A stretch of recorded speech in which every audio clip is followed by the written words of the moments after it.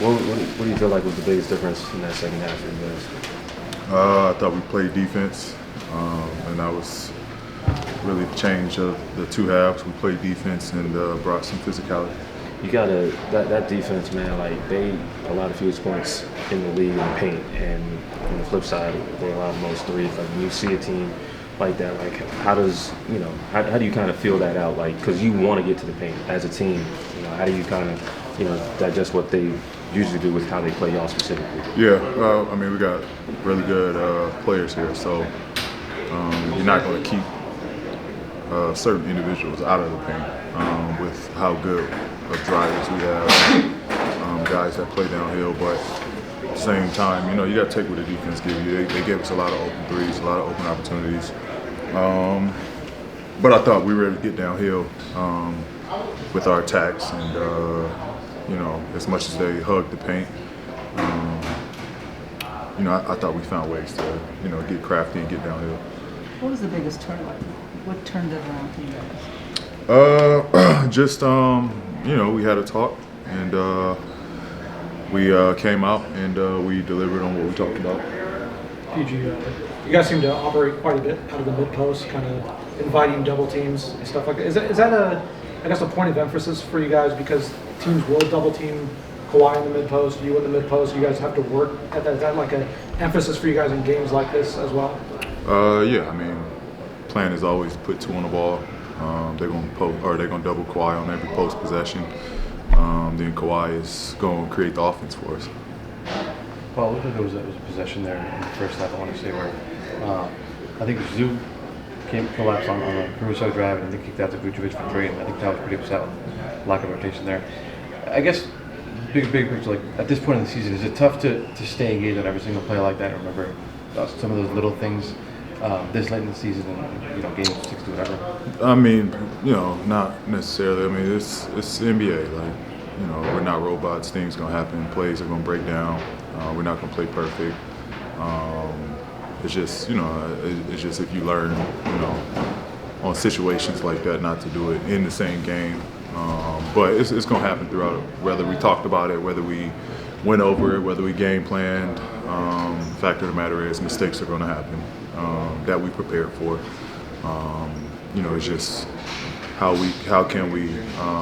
I think for us, help each other. Like somebody may mess up, make a mistake, but how can the next person have that person's back?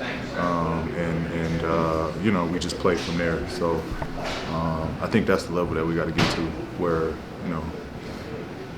not to say that we want to make mistakes, but if they do happen, it's not the end of the world. We can still save the possession. You guys are playing a pretty heavy schedule here after the All-Star break, a lot of in and out of LA kind of games. Obviously, you guys still want that the top seed and everything. You guys also want to stay healthy. How are you guys finding that balance? Is there anything you guys have kind of mapped out for the rest of the season as to how you kind of want to approach things? I haven't. I'm just taking it one game at a time and working extremely hard to stay healthy and keeping my body in great shape. How do you feel? Do you plan to play tomorrow at all? I'm not sure. I'll talk to T-Lou, talk to the staff, and we'll see based off tomorrow. You guys are one win away from the franchise's 13th consecutive winning season. It's the longest active streak in the NBA. I believe the franchise only had 7 winning seasons before this streak. You guys have been so good with you and Kawhi in the era that came before. Like, what does it mean for you guys? I know the end goal is the title, but to continually produce these high-level winning seasons over and over. I mean, I think Clipper fans much rather, it continue to be success after the regular season. I think they know what and how good the team is in the regular season, which is why so much frustration and heartache in the postseason because of the success that we've had in the regular season. So, you mentioned it. The team before I got here was exceptional, and we, when healthy, have been exceptional.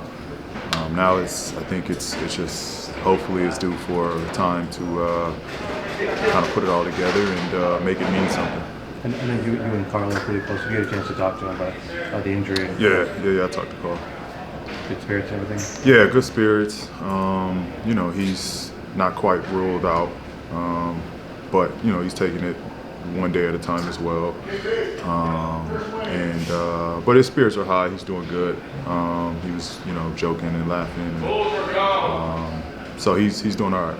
Well, you've done your pod for a year now, and obviously people got opinions on how that might affect how you play or how you approach stuff. Like, how's doing your show for a year kind of helped you or changed how you look at things as a player and anything besides basketball, really? Yeah, I mean, if anything, it's honestly probably got me more engaged in what's going on around the league and in basketball in general, just because of the knowledge I want to have while on show and creating content. And I've mentioned before, it's therapeutic to get to talk about experiences and games and relaying and reliving situations. A lot of things we talk on the pod. Those are two of my closest friends that we don't talk about off the pod, and so they literally get an insight of what's going on the spot at that moment. So it's just a different way of communicating with my friends and giving them an insight of they know I've been doing this for a while in the NBA, but it still surprises them when we have those conversations on the set. And so it's been fun. I know people think I should be in the gym 24 hours out of the day, but no one does that. I don't care who the greats are, who they've all had things outside of basketball. And so I found the passion in the media space, and it's been working. Thank you. Appreciate it.